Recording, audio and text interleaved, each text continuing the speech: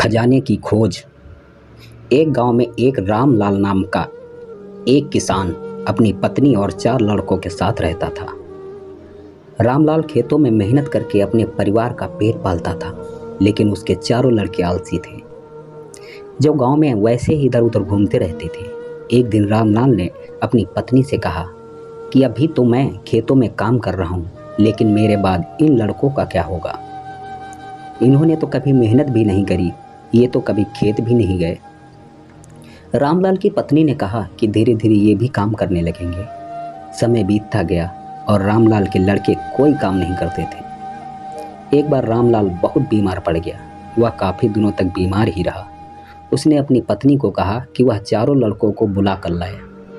उसकी पत्नी चारों लड़कों को बुला कर लाई। रामलाल ने कहा, लगता है कि अब मैं ज़्यादा दिनों तक जिंदा नहीं रहूँगा। रामलाल को चिंता थी कि उसके जाने के बाद उसके बेटों का क्या होगा। इसलिए उसने कहा, बेटों, मैंने अपने जीवन में जो भी कुछ कमाया है वह खजाना अपने खेतों के नीचे दबा रखा है। मेरे बाद तुम उसमें से खजाना निकाल कर आपस में बांट लेना। यह बात सुनकर चारों लड़के खुश हो गए। कुछ समय बाद रामलाल की मृत्यु हो गई। रामलाल की मृत्यु के कुछ दिनों बाद उसके लड़के खेत में दबा खजाना निकालने गए। उन्होंने सुबह से लेकर शाम तक सारा खेत खोद दिया, लेकिन उनको कोई भी खजाना नजर नहीं आया। लड़के घर आकर अपनी माँ से बोले, माँ, पिताजी ने हमसे झूठ बोला था, उस खेत में हमें कोई खजाना नहीं मिला। उसकी माँ ने बताया कि तुम्हारे पिताजी ने जीवन में यही घर और खेत ही कमाया है, लेकिन अब तुमने खेत खोद ही दिया है तो उसमें बीज बो दो। इसके बाद लड़कों ने बीज बोए और माँ के कहे अनुसार उसमें पानी देते गए।